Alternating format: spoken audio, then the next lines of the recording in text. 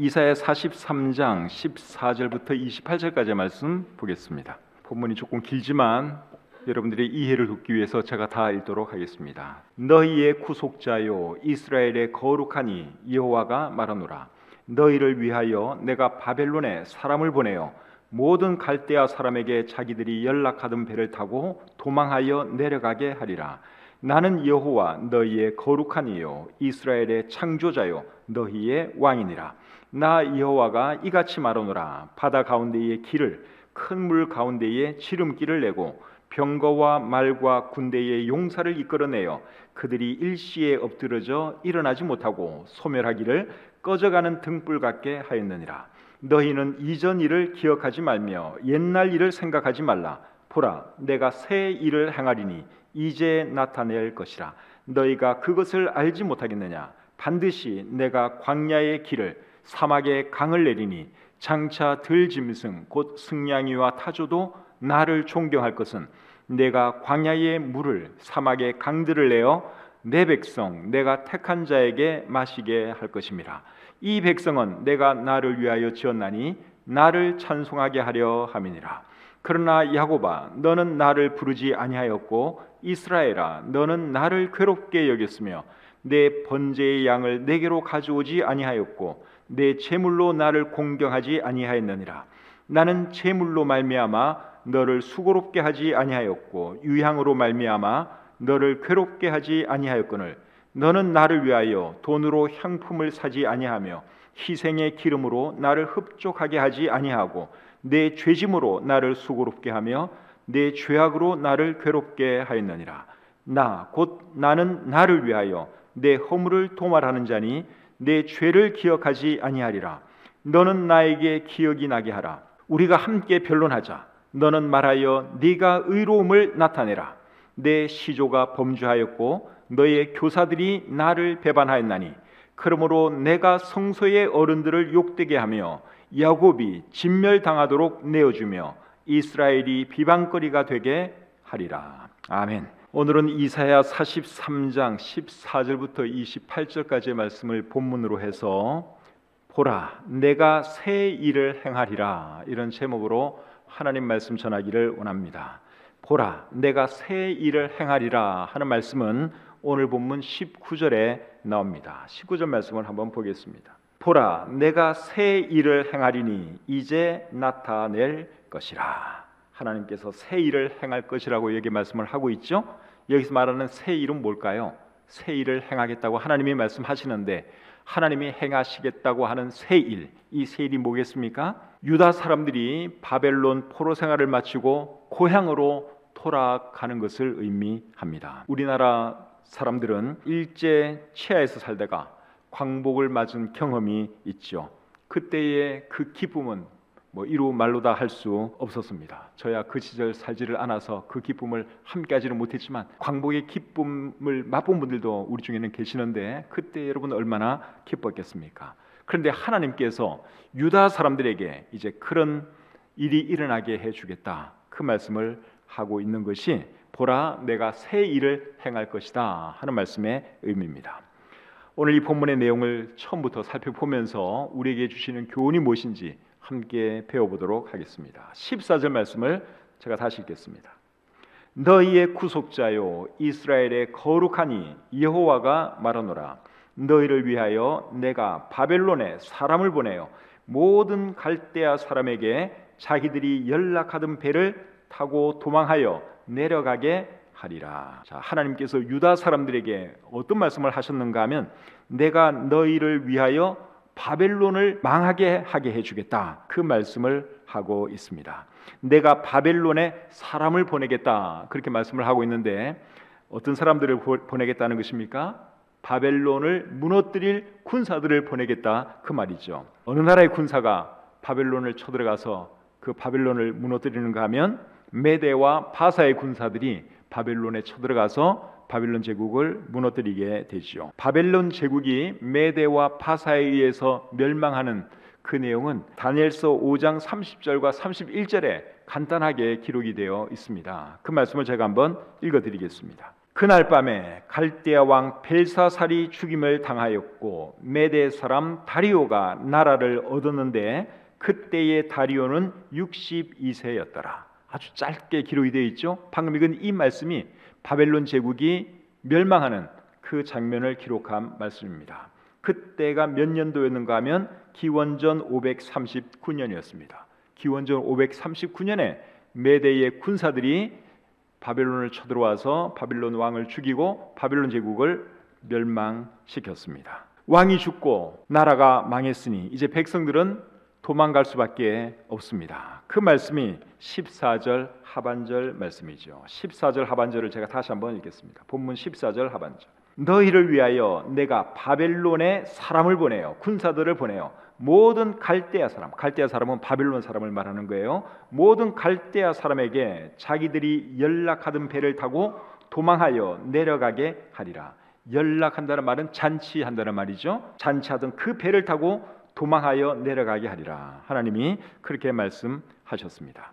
그런데 표준 세번역 성경에는 조금 다르게 번역을 하고 있습니다. 14절 하반절 말씀을 표준 세번역 성경으로 한번 읽어드리겠습니다. 내가 바벨론에 군사를 보내어 그 도성을 치고 너희를 구하여 내겠다. 성문 빗장을 다 부수어 버릴 터이니 바빌로니아 사람의 아우성이 통곡으로 바뀔 것이다. 개역 개정판 성경하고 표준 세번역 성경하고 번역의 내용이 다릅니다. 개역 개정판 성경에서는 바벨론 사람들이 도망하는 것을 말씀을 하고 있고 표준 세번역 성경에서는 통곡하는 것으로 말씀하고 있죠. 영어 성경을 찾아보니까 NASB 성경하고 NIV 성경은 개역 개정판처럼 번역이 되어 있고 킹 제임스 성경은 표준 세번역 성경처럼 번역되어 있습니다. 그래서 이렇게 번역이 크게 둘로 나누어져 있어요. 어느 것이 맞는 것인지는 우리가 알 수가 없습니다. 원본이었기 때문에. 원본이 있으면 딱 대조를 해보면 아 이게 맞고 이게 틀리구나 우리가 알 수 있는데 원본이 없잖아요. 성경은 원본이 없어요. 그러다 보니까 우리가 어느 것이 맞는지 알아낼 길은 없는데 뭐 어느 것으로 이해해도 문제될 것은 없습니다. 바벨론 사람들이 도망했다 그 말이나 바벨론 사람들이 통곡했다 그 말이나 결국은 같은 의미이기 때문에 우리가 성경을 이해하는 데는 전혀 문제될 것이 없다 하는 것이죠. 그래서 14절의 말씀은 하나님께서 유다를 위하여 바벨론을 멸망시키겠다 그 말씀입니다. 15절 보겠습니다. 15절. 나는 여호와 너희의 거룩한 이요 이스라엘의 창조자요 너희의 왕이니라. 하나님께서 바벨론을 멸망시키고 유다 사람들에게 해방의 기쁨을 주시는 이유가 뭡니까? 그것은 하나님이 유다 사람들의 창조자요 그들의 왕이기 때문에 그런 것이죠. 그런데 여러분 우리 하나님은 그들의 창조주요 왕일 뿐만 아니라 우리의 창조주이기도 하고 우리의 왕이기도 하죠. 하나님이 우리의 왕인 것을 생각하면 여러분 얼마나 감사합니까? 시편 33편 12절에 이렇게 기록되어 있습니다. 여호와를 자기 하나님으로 삼은 나라 곧 하나님의 기업으로 선택된 백성은 복이 있도다. 하나님을 자기의 아버지로 모시고 살아가는 그런 나라 사람들은 복이 있다 그 말이죠. 또 시편 144편 15절에서는 이렇게 말합니다. 이러한 백성은 복이 있나니 여호와를 자기 하나님으로 삼는 백성은 복이 있도다. 그래서 유다 사람들은 하나님이 그들의 왕이었기 때문에 하나님께서 유다 사람들을 이렇게 챙겨주시고 그들에게 해방의 기쁨을 주시는 것이죠. 근데 그 하나님이 오늘날은 우리의 왕이시고 우리의 창조주가 되시죠.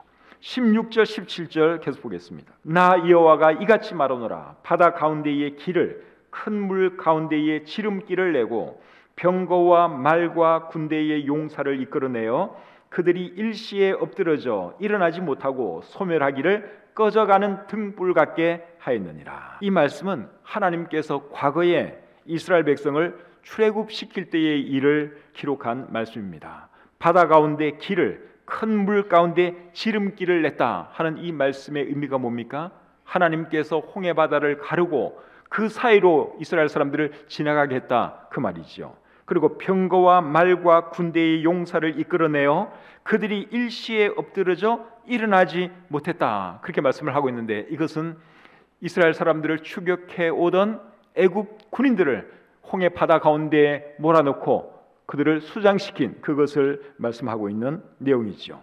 그런데 하나님께서 출애굽시킨 그 사건을 말씀하는 이유가 뭘까요? 그 이유는 바벨론에서 포로 생활하는 유다 사람들에게 새로운 출애굽 사건을 일으켜 주실 것이기 때문에 그렇습니다. 그래서 이제 과거에 하나님께서 이스라엘 백성들을 출애굽시킨 그 일을 한번 이렇게 말씀해 주시는 것이죠. 그리고 또 이와 비슷한 그런 사건을 내가 만들어낼 것이다. 하나님이 그런 뜻으로 이 말씀을 하신 겁니다. 18절 19절 보겠습니다. 너희는 이전 일을 기억하지 말며 옛날 일을 생각하지 말라. 보라, 내가 새 일을 행하리니 이제 나타낼 것이라. 너희는 이전 일을 기억하지 말며 옛날 일을 생각하지 말라. 그렇게 말씀을 하고 있는데, 이전 일은 뭐고 옛날 일은 뭐겠어요? 둘 다 출애굽할 때의 일을 의미하는 것입니다. 그런데 왜 그때 일을 기억하지 말며 생각하지 말라 그랬을까요? 왜 그런가 하면 하나님께서 새 일을 행할 것인데 그 일에 비하면 그 옛날의 출애굽 사건, 그거는 아무것도 아니다. 그렇기 때문에 너희들은 옛날 일 그거 생각할 필요도 없다. 그렇게 말씀하고 있는 겁니다. 그런데 여러분, 사건의 규모나 사람의 수를 생각하면 사실은 출애굽 사건이 훨씬 더 큰 사건입니다. 애굽에서 종살이 하던 이스라엘 사람들이 이제 나왔는데 그때 출애굽한 사람들의 수는 한 200만 명 가량 됩니다. 200만 명. 싸울 수 있는 남자들의 수가 60만 명 정도였으니까 어린이들, 여자들 다 하면 한 200만 명 정도 되는 사람들이 애굽에서 나왔어요. 그런데 바벨론에서 나와서 유다로 간 사람은 많아서 몇십만 명입니다. 몇십만 명. 그러니까 사람 수로 따지면은 과거에 출애굽할 때 그 사건이 훨씬 더 큰 사건입니다. 그리고 출애굽할 그때는 홍해가 갈라지는 정말 대단한 사건이 있었는데 바벨론에서 나와서 이제 유다로 돌아갈 때는 뭐 그런 사건이 있은 것을 우리가 들어보지를 못했습니다. 그런데도 하나님은 왜 바벨론에서 나오는 그 사건이 더 큰 사건인 것처럼 그렇게 말을 하고 있을까요? 그 이유가 뭔가 하면 19절에서 말하는 새일, 새일은 바벨론에서 나오는 일뿐만 아니라 그 뒤에 있을 일도 포함하기 때문에 그런 것입니다. 그러니까 바벨론에서 나오는 그 사건만 딱 놓고 보면 사실은 출애굽한 사건이 훨씬 더 큰 사건이에요. 그런데 이 새일이라고 하는 것은 바벨론에서 나오는 그 일뿐만 아니라 그 이후에 일어날 일을 포함하기 때문에 사실은 새일, 이 일이 훨씬 더 크다 하는 것입니다. 그 다음 말씀을 읽어보면 우리가 그것을 이해할 수 있습니다. 19절 중간부터 계속 보겠습니다. 너희가 그것을 알지 못하였느냐? 반드시 내가 광야의 길을 사막의 강을 내리니 장차 들짐승 곧 승냥이와 타조도 나를 존경할 것은 내가 광야의 물을 사막의 강들을 내어 내 백성 내가 택한 자에게 마시게 할 것임이라. 방금 읽은 이 말씀은 바벨론에서 나와서 유다로 돌아갈 때 그때 상황을 말씀하면서 동시에 이제 예수님께서 오신 뒤에 천년 왕국에서 있을 일도 함께 말씀하는 내용입니다. 유다 사람들이 바벨론에서 떠나 이제 유다로 돌아갈 때 그들은 광야를 통과해야 합니다. 출애굽했을 때는 홍해 바다를 건너야 했는데 바벨론에서 나와 고향 유다 땅으로 돌아갈 때는 이제 광야를 통과해야 돼요. 광야로 통과하기 위해서는 마실 물이 필요하지요. 근데 그 마실 물을 하나님께서 광야에서 제공해 주시겠다, 그 말씀을 하고 있죠. 20절 하반절 말씀을 다시 한번 보겠습니다. 내가 광야의 물을 사막의 강들을 내어 내 백성 내가 택한 자에게 마시게 할 것입니다. 유다 사람들이 바벨론을 떠나 고향 유다로 돌아갈 때 마실 물이 없지만 그 광야에서 내가 물을 내어서 너희들을 먹여주겠다, 하나님이 지금 그 말씀을 하고 있는 것이죠. 근데 이 말씀이 최종적으로는 또 어떻게 연관이 되는가 하면 예수님께서 재림하신 뒤에 하나님의 모든 백성들을 다 모으고 이 땅에서 이제 천년 왕국을 시작하시죠. 그때는 광야에서 물이 솟아나는 그런 일이 일어나게 됩니다. 그러니까 그때에 있을 일과 함께 지금 묶어서 이 말씀을 하고 있는 것이죠. 그리고 예수님께서 오신 뒤에는 이제 이 모든 자연이 회복되고 광야에서 물이 솟아나게 되죠. 그리고 이제 많은 유대인들이, 하나님의 백성들이 이제 그들의 고향 땅으로 돌아오게 됩니다. 이사야 43장 5절 6절 말씀을 한번 보겠습니다. 이사야 43장 5절 6절. 두려워하지 말라. 내가 너와 함께하여 내 자손을 동쪽에서부터 오게 하며 서쪽에서부터 너를 모을 것이며 내가 북쪽에게 이르기를 내놓으라, 남쪽에게 이르기를 가두어 두지 말라. 내 아들들을 먼 곳에서 이끌며 내 딸들을 땅 끝에서 오게 하며. 하나님께서 하나님의 사람들을 동서남북 사방에서 다 모으겠다고 말씀을 하고 있죠. 바벨론에서 유다로 돌아오는 사람들은 그 동쪽에서만 돌아오는 거예요. 근데 방금 읽은 이 말씀에서는 동서남북에 있는 모든 하나님의 백성들을 다 모으겠다고 그렇게 말씀을 하고 있죠. 그 일이 언제 일어나는가 하면 예수님께서 재림하실 때 그런 일이 일어나게 됩니다. 마태복음 24장 31절 말씀 읽어드리겠습니다. 그가 큰 나팔 소리와 함께 천사들을 보내리니 그들이 그의 택하신 자들을 하늘 이 끝에서 저 끝까지 사방에서 모으리라. 예수님께서 재림하셔서 하나님의 모든 백성을 사방에서 모을 것을 여기에 말씀하고 있죠. 그리고 그때는 이제 광야에 물이 솟아나고 자연이 회복되고 에덴 동산과 같이 이 땅이 변하게 됩니다. 이사야 35장 6절 7절 말씀을 한번 보겠습니다. 그때에 저는 자는 사슴같이 뛸 것이며 말 못하는 자의 혀는 노래하리니 이는 광야에서 물이 솟겠고 사막에서 시내가 흐를 것임이라. 뜨거운 사막이 변하여 못이 될 것이며 메마른 땅이 변하여 원천이 될 것이며 승량에 눕던 곳에 풀과 갈대와 푸들이 날 것이며. 방금 읽은 이 말씀은 천년왕국 때 이루어질 말씀이에요. 그 다음에 41장 18절입니다. 이사야 41장 18절. 내가 헐벗은 산에 강을 내며 골짜기 가운데에 샘이 나게 하며 광야가 못이 되게 하며 마른 땅이 샘 근원이 되게 할 것이며. 이 말씀도 천년왕국 때 다 이루어질 말씀이에요. 그래서 오늘 본문 19절 하반절과 20절 말씀은 유다 사람들이 바벨론에서 돌아올 때의 상황과 함께 최종적으로 예수님이 이 땅에 오신 뒤에 있을 그 일을 함께 말씀하고 있는 겁니다. 그렇기 때문에 19절에서 말하는 그 세일이 과거의 출애굽 사건보다 훨씬 더 큰 일이 될 것이다 하는 것이죠. 그냥 바벨론에서 나오는 그 사건만 딱 비교하면 출애굽 사건이 훨씬 더 큰 사건이에요. 그런데 바벨론에서 나오는 그 사건과 그 다음에 더 미래에 있을 사방에서 하나님의 백성들을 모으고 그리고 이 땅이 아름답게 변하는 그것을 생각하면 훨씬 더 큰 사건이다 하는 것이죠. 21절 말씀 계속 보겠습니다. 이 백성은 내가 나를 위하여 지었나니 나를 찬송하게 하려 함이니라. 하나님께서 유다를 회복시켜 주시는 이유가 뭡니까? 하나님을 찬송하게 하려고 하나님은 유다를 다시 회복시켜 주시죠. 이것은 하나님께서 우리를 구원해 주신 이유하고도 같습니다. 하나님께서 우리를 왜 구원해 주셨느냐? 하나님을 예배하고 하나님을 찬양하도록 하기 위해서 우리를 구원해 주셨죠. 에베소서 1장 5절과 6절 말씀 제가 읽어보겠습니다. 그 기쁘신 뜻대로 우리를 예정하사 예수 그리스도로 말미암아 자기의 아들들이 되게 하셨으니 이는 그가 사랑하시는 자 안에서 우리에게 거저 주시는 바 그의 은혜의 영광을 찬송하게 하려는 것이라. 하나님께서 왜 우리를 아들들이 되게 해주셨다고 말씀을 하고 있어요? 하나님을 찬송하게 하려고, 하나님을 찬양하게 하려고 저와 여러분들을 구원해 주셨고 하나님의 자녀로 삼아 주셨다. 우리 성경이 그렇게 말씀하고 있습니다. 그렇기 때문에 우리가 어떤 삶을 살아야 하는 겁니까? 하나님을 예배하고 하나님을 찬양하는 삶을 살아야 하는 것이죠. 하나님은 다윗을 참 사랑하셨는데 하나님께서 왜 다윗을 그토록 사랑하셨는가 하면 다윗이 하나님을 정말 사랑했고 또 하나님을 예배하고 찬양을 그 누구보다도 잘했기 때문에 하나님이 다윗 왕을 참 사랑한 겁니다. 시편 63편 4절에 이렇게 기록되어 있습니다. 이러므로 나의 평생의 주를 송축하며 주의 이름으로 말미암아 나의 손을 들리다. 다윗이 한 말이에요. 나의 평생의 주를 송축하며 주의 이름으로 말미암아 나의 손을 들리리라.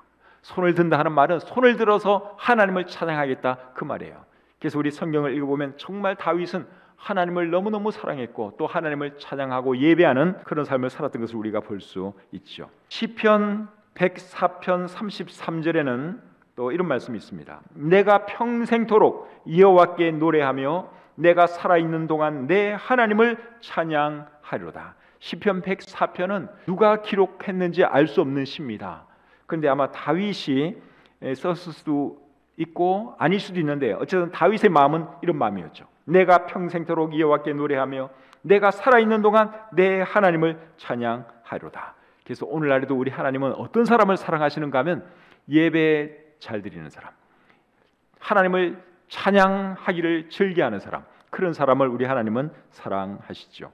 요한복음 4장 23절에서 예수님이 뭐라 그러셨죠? 아버지께서는 자기에게 이렇게 예배하는 자들을 찾으시느니라, 그렇게 말씀을 하고 있죠. 하나님께서 찾는 사람이 누군가 하면 예배하는 사람들, 그런 사람을 하나님은 찾고 계시고 그런 사람을 사랑하십니다. 그래서 저와 여러분들이 정말 하나님의 사랑을 입는 사람이 되기 위해서는 뭘 잘해야 되느냐? 예배를 잘하셔야 돼요. 하나님 찬양하는 이런 생활을 우리가 잘 해야 하는 것입니다. 이제 22절부터 24절까지 말씀 보겠습니다.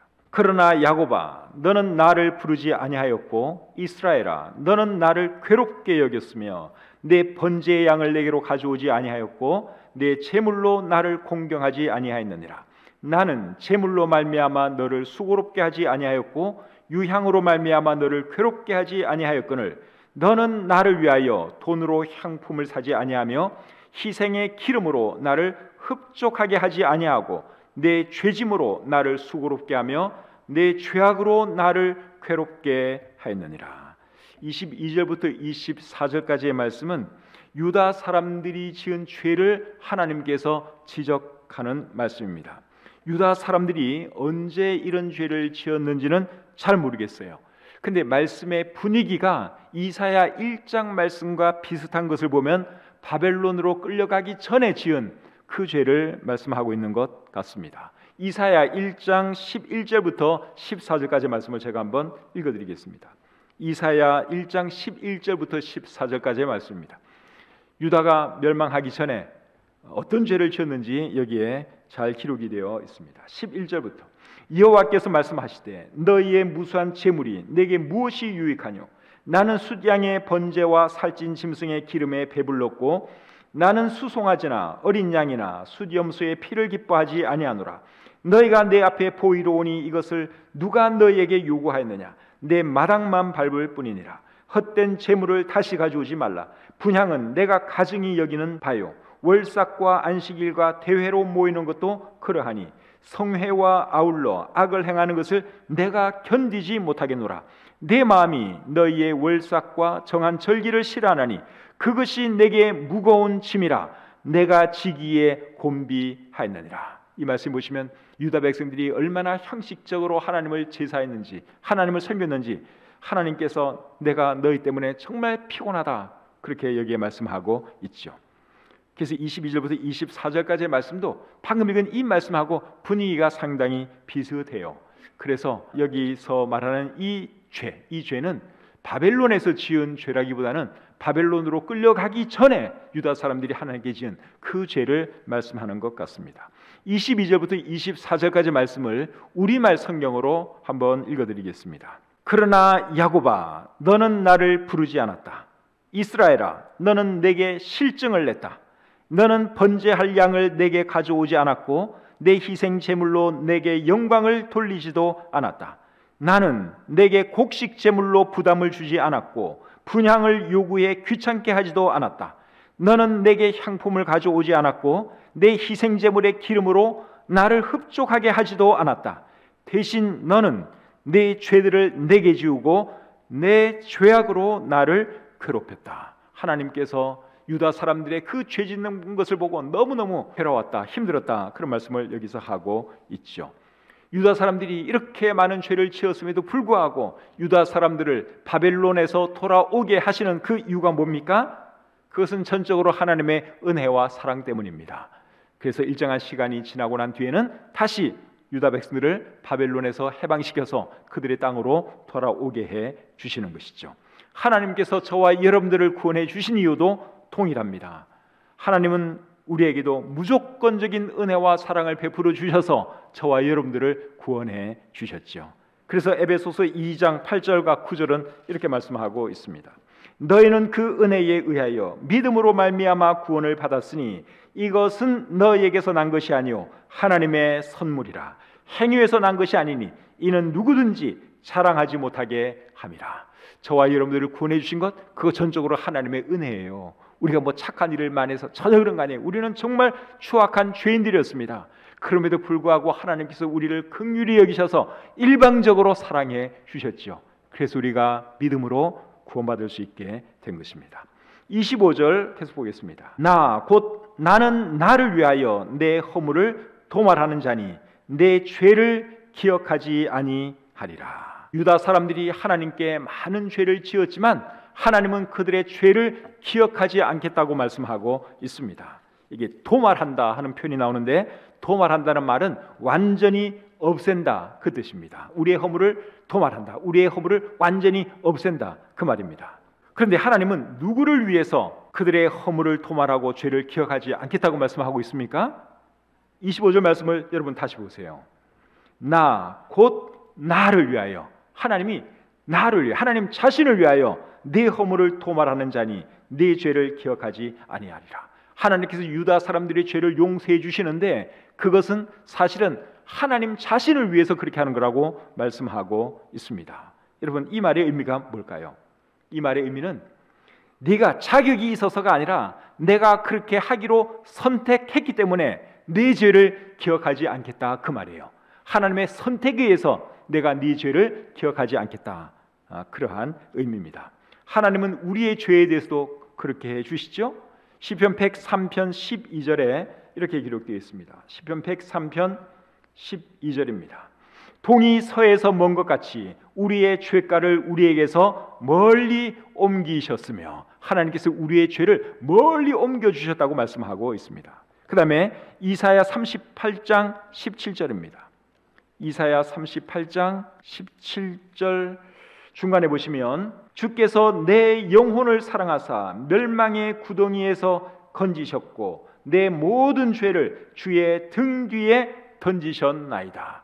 우리의 죄를 하나님의 등 뒤에 던지셨다, 그렇게 말씀하고 있습니다. 그러니 여러분, 얼마나 감사합니까?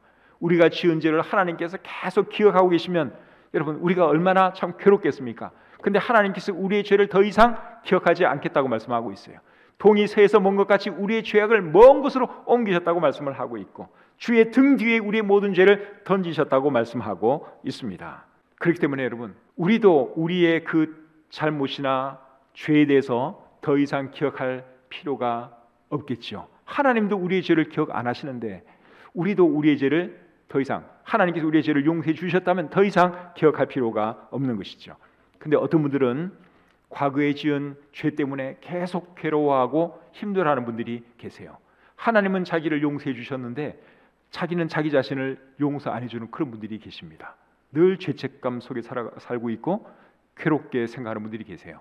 하나님께서 그 죄를 정말 용서해 주셨다면 그분도 자기의 죄를 잊으셔야 돼요. 그리고 자유롭게 자유함을 누리고 살아가야 하는 것입니다. 하나님도 기억하지 않는 죄를 내가 계속 기억하면서 괴로워하는 것은 그는 얼마나 어리석은 일이에요. 하나님께서 내 죄를 기억하지 않는다고 했으니까 내가 하나님께로부터 용서받았다면 나도 내 과거의 허물이나 죄에 대해서 자유로워질 필요가 있는 것이죠.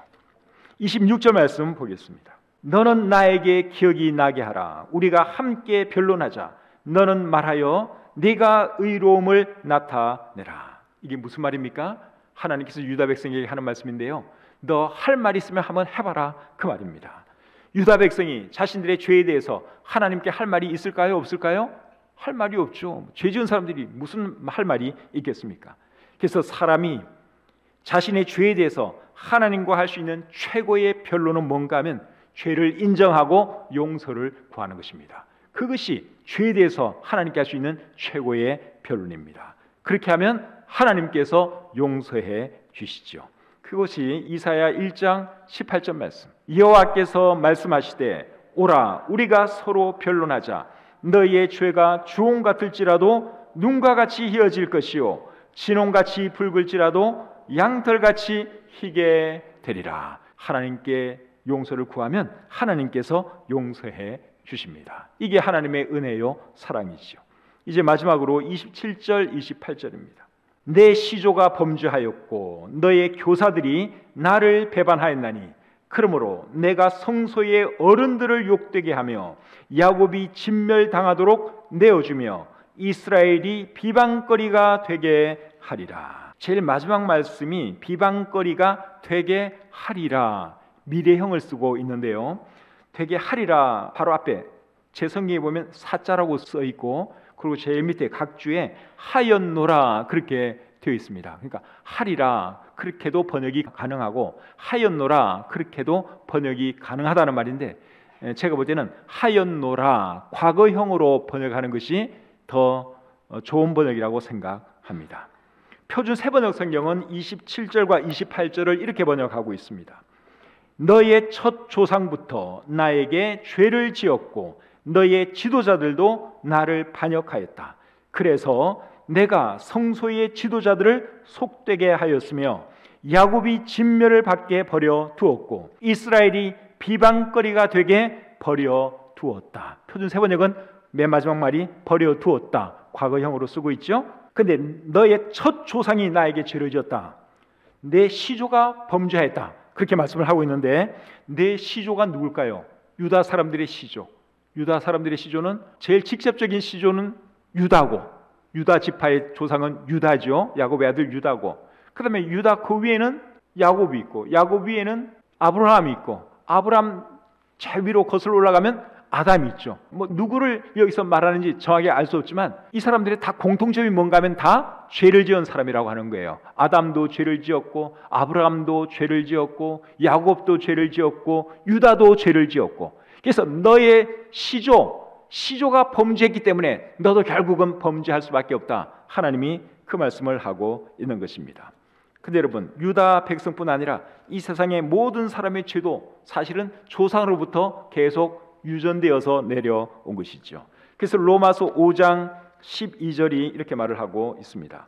그러므로 한 사람으로 말미암아 죄가 세상에 들어오고 죄로 말미암아 사망이 들어왔나니 이와 같이 모든 사람이 죄를 지었으므로 사망이 모든 사람에게 이르렀느니라. 저도 죄인이고 여러분도 죄인이고 이 세상 모든 사람들이 다 죄인인데 그 죄의 시초가 누구였는가 하면 아담이라는 거예요. 아담.